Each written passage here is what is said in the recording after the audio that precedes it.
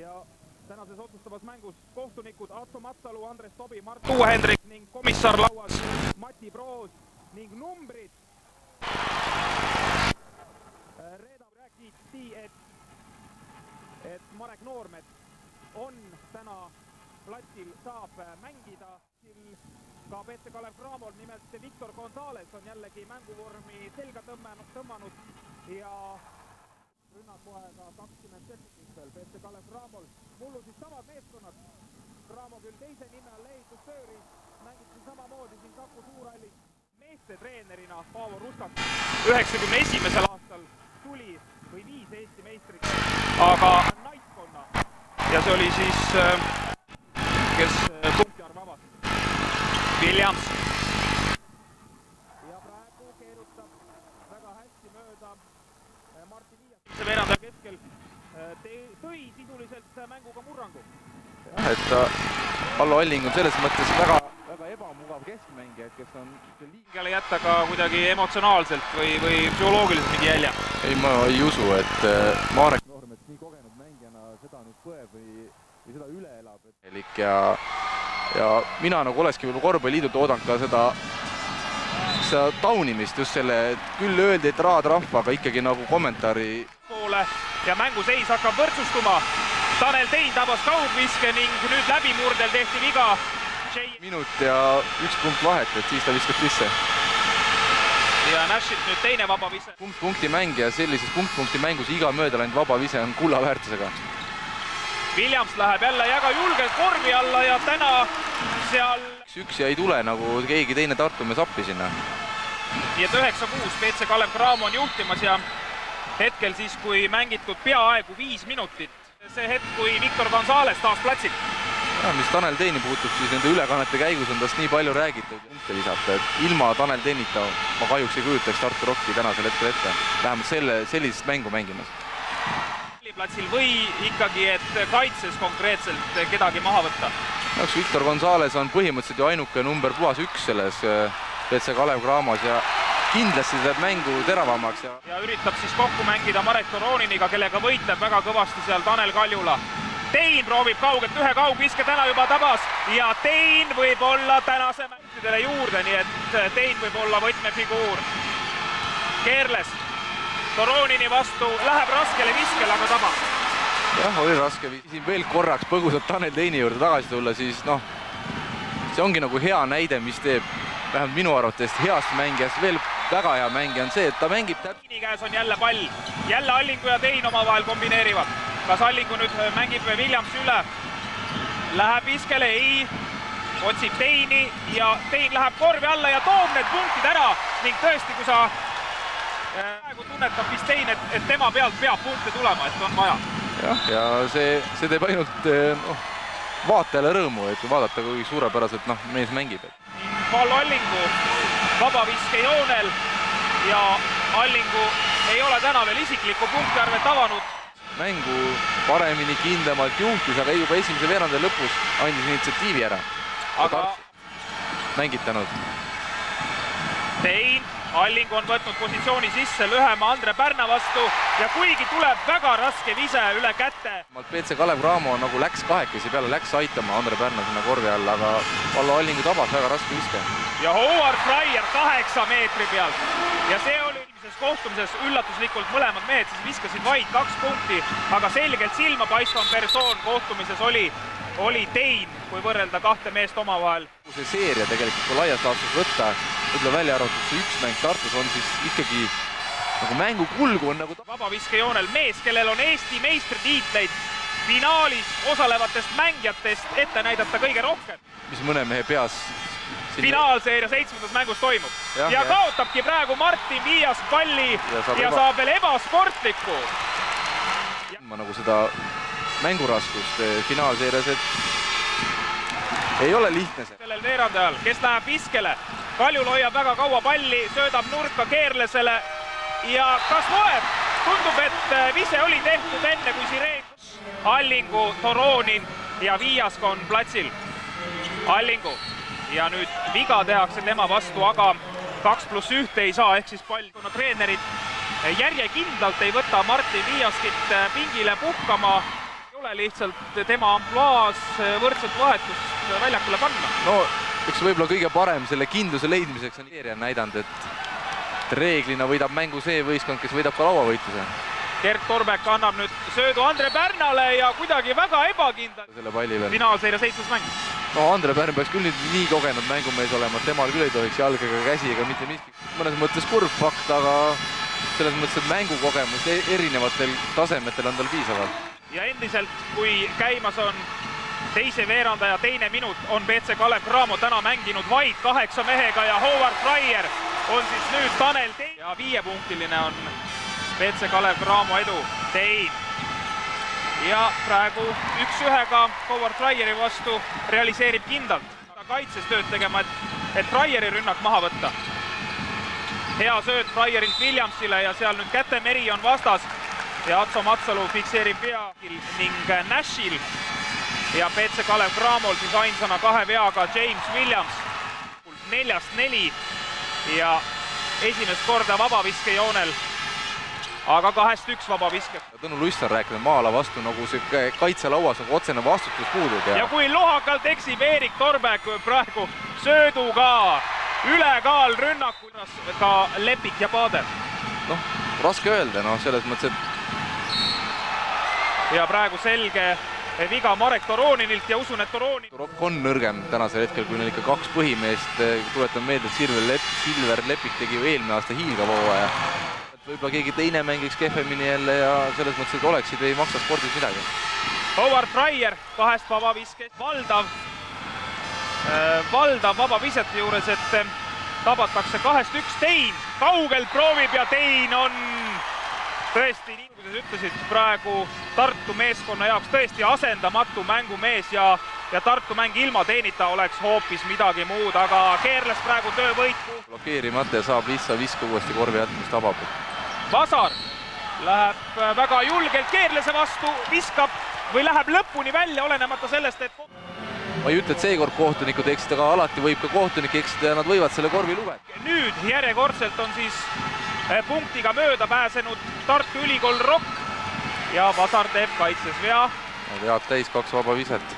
Ja see tähendab seda, et BC Kalev Cramo peab siis praegu rünnakul väga teravalt ja aktiivselt. Võib-olla on isegi õigustatud vigade tegemine.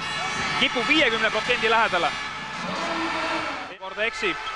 Kaljula söödab välja. Ja nüüd on Kaljula täiesti vaba, proovib ja BC Kalev Cramo kapten. Ta ei ole nii nimetatud, kuidas ma ütlen, et ta ei ole nagu snaiperi tüüp, ta ei ole selline mängija, nagu on selle võistkonna peatreener Aivar Kuusmaalt, kes võtab ette, mängib üle järsku nagu Fryer, ütleme siis. Ta viskab ainult siis, kui ta on vaba, aga ta viskab sisse.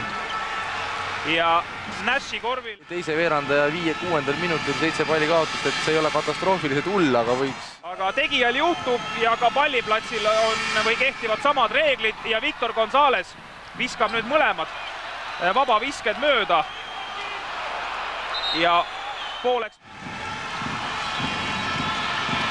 Ja üritatakse palli siis jälle Williamsi kätte toimetada. Williams lähebki viskele ja 2+1 ja kui oma esimeste minutite rolli täita ja tal ei õnnestunud James Williamsi mänguisu ära võtta, kui Tartus eelmine mäng mäletatavasti kohe.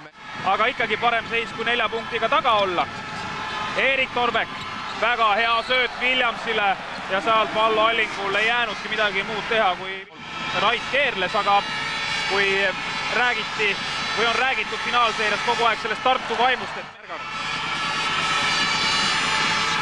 Tuleb võtta üle see, mis lõpuni ning BC Kalev Cramo 6-punktilises eduseisus, selle peale aga kaotab Erik Torbek palli. Nash läheb julgelt lõpuni välja ja Nash omaette teema, aga kindlasti see finaalseeria on ikkagi olnud asendamatu kogemus.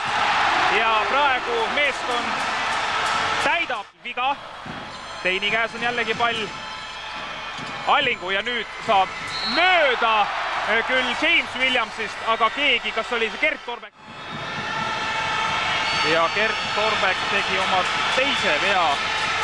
Vallo Allingu 5 punkti, aga visked väljakult on 5-1. Ja vabaviskeid realiseerib praegu hästi.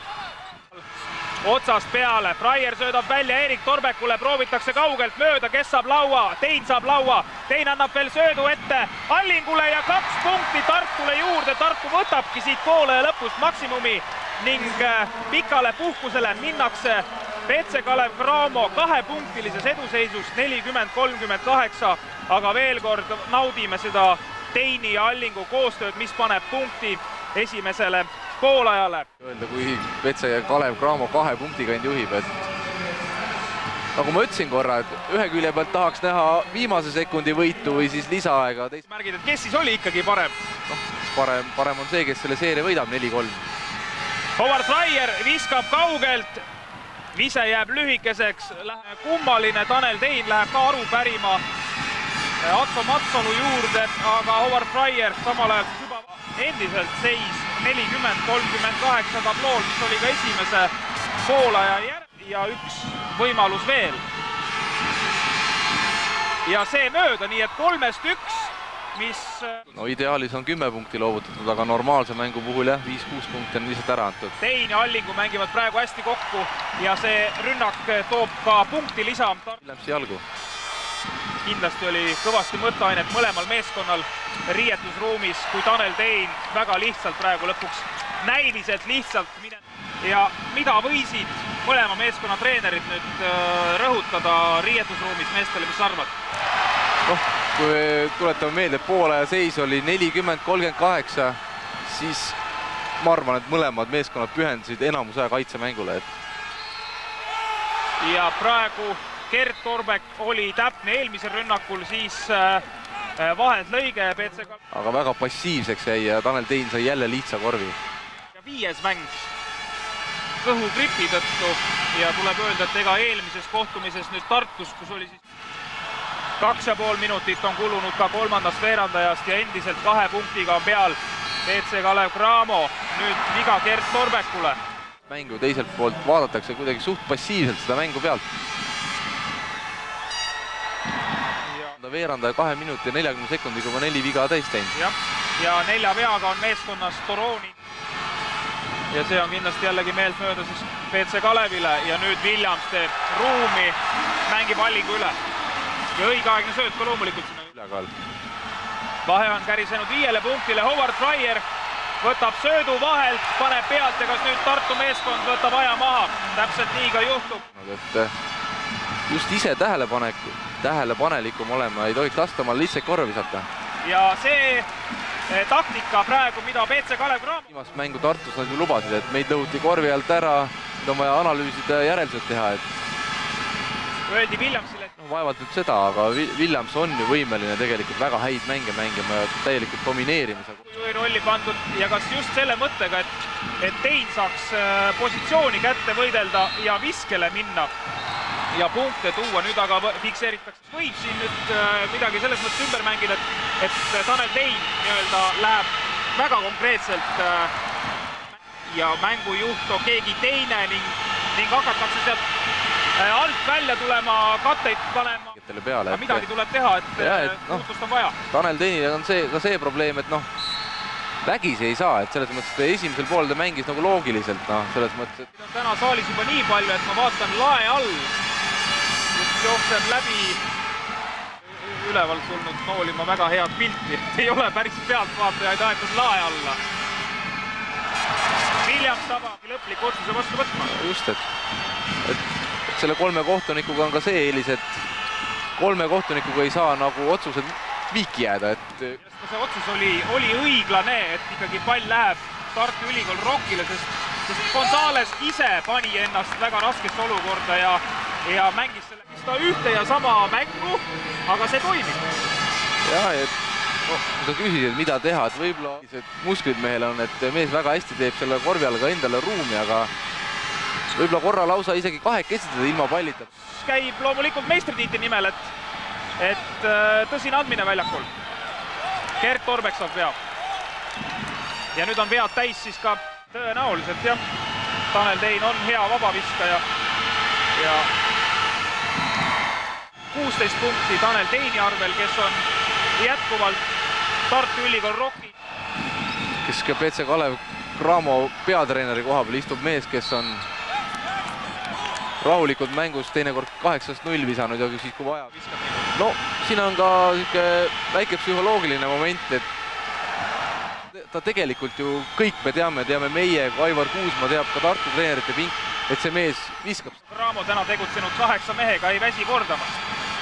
Andre Pärn, Williams proovib enda kohta üsna kaugelt ja näete, kukub sisse, täna on ka niimoodi mängu lõpus, seda on veel vara rääkida, aga Williams teeb täna paksu pahandust Tartule. Nash proovib kaugelt ja väga vajalik korv praegu. Tartlasi koitis mingil hetkel, kas siis nüüd astub areenile Nash ja Williamsi vastu viga jälle. Suured on Tartut pikkuse taha ja jõu taha, ei tohiks ka nagu midagi jääda, et kas siis psühholoogiline. James Williams on suur ja tugev, oskab mängida ilma pallita ja palliga. Korvirõngast pall. Ja uus 24 sekundit Tartul. Nash läheb väga raskele viskele mööda, kuid Tartu mängib agressiivselt. Jah, arvestus oli vähe vale, et pall tegi ühe põrke veel rõnga peal ja PC Kalev Cramo mehed mõlemad kukkusid selleks ajaks all. Kohtumises on suur kulminatsioon alles ees. Vastane ei saaks nüüd korvi, aga nüüd jäi ligi 7 sekundit veel PC Kalev Cramol aega. Raier ja palun taga, karistus on väga karm. 2 punkti. PC Kalevi 12 vastu ja üleplatsi mehena 26 punkti kogunud James Williams. Nüüd aga tehakse viga Nashile. Pea saab Gert Torbek ning lisaks temale väljakul Fraier. Ei ole täna ühtegi säravat Eesti meest, kes seal PC Kalev Cramos julgeks mängida. Anti see ka vastastele. Williams, no näete ise, mitte mingi probleemi ei ole täna Allingu ülemängimisega James Williamsil. 11 punkti ja 6 lauapalli. Tartlastest parim lauavõtja, lisaks ka siis ikkagi kui võrdled Williamsiga, siis tahaks öelda, et Alling on teinud kehva mängu, aga kui ongi väike eelis praegu PC Kalevil, just silmas pidades siis ründelauda, et mehed ei ole konkreetselt blokeeritud. Ja nüüd Marek Noormets võtab jällegi 4 viga, Allingu 4 viga. Aga tartlased tulles tagasi, kas või siin samas Saku Suurhallis peetud 2 esimesed mängud võideti. No, siis oli lihtsalt see pluss, et Kristo Aab, kes täna väga episoodiliselt on mänginud, oli selleks hetkeks. Kaljula täiesti vaba nurgas. Seal küll jah, tuli Vasar teda takistama. Pette vise ja keerles laua. Juba omat rolli mängima ja selles mõttes on PC Kalev Cramo just teisel poolel eriti hästi mänginud, et ja Nash on selle ilma pallita tööga kas nüüd ära väsinud või närviliseks muutunud, aga Nash ei ole nagu kuvaks, aga samas on see koondise kandidaadid mõlemad. Jah, ja samas on see nagu arusaadav jälle. Ja kiirrünnak praegu PC Kalev Cramol. Seekord lahendatakse see rünnak endale soodsalt, aga Erik Torbek tagasi tulles teeb miski pärast kohe vea ja vead täis. Mängus oli. Aga 10-punktilisest kaotusseisust vabaviskejoonel Tanel Tein ja usun, et oma šanss selles mängus. Ja Tein teise vabaviske ja pikka rünnakut mängida, kui kiirrünnakut ei saa teha, et ja praegu viga fikseeritakse Gert Torbekul Tanel Teini vastu. Tervid on pingul, et siit seda 6. viga küll vaja ei ole. Tanel Tein tabab teinud vahetuseta. Ja ka teinele ei saa. Williamsi käes on pall nüüd korvi all, Erik Torbek. Tullakse sinna veel appi, Allingu käes pall ja viga ning see on jällegi vesi Tartu vesi. Arusaadavas keeles. Ja siis on kindel, et mehed saavad aru, mida nad tegema peavad. Kuigi selle peale ei saa ka alati 100% kindel. Hea meelega hispaania keeles seda asja seal kindlasti. Aga Allingu väga tähtsal hetkel viskab ühe vabaviske mööda, teise küll tabab enda peale, põrgatab ja vale sööt peaaegu, kuid õnnega pooleks jõuab pall lõpuks keerle see nii läbi ja siis Erik Torbeku. Ja Vallo Allingu poolt teinud on siis kaitses on ta selgelt hätta jäänud täna. Rait Keerles, juba sellised punktid, mis võivad otsustada ka mängu. Või on veel vara rääkida, rohkem kui katab palli, hästi kattis teda Tanel Kaljula ja lõpuks siis Nash ise libastus, nüüd aga Nashile fikseeritakse viga Tartu meeskonna varadmiseks.